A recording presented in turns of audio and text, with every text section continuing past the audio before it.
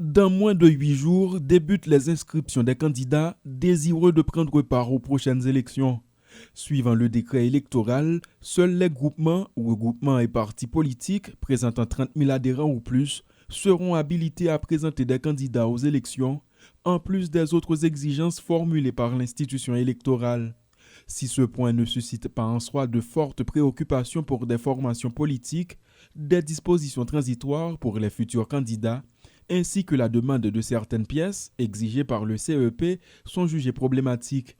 Ainsi, l'article 387 du décret en question fait exigence aux membres du gouvernement et aux hauts fonctionnaires qui souhaitent se présenter aux prochaines élections de démissionner de leurs fonctions dans un délai d'1 mois à compter de la signature du Pacte national pour la stabilité et l'organisation des élections. À défaut, leur candidature est irrecevable. Or, ce document a été publié au journal officiel Le Moniteur le 23 février 2026 et le décret en juin dernier. Ce délai a donc expiré 3 mois avant la publication du décret électoral.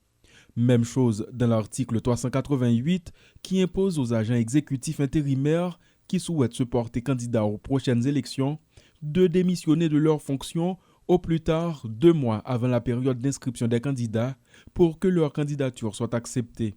De plus, l'article 153 alinéa 17 exige que les délégués, vice-délégués, officiers du ministère public, grands commis et directeurs généraux démissionnent au moins 2 mois avant de s'inscrire.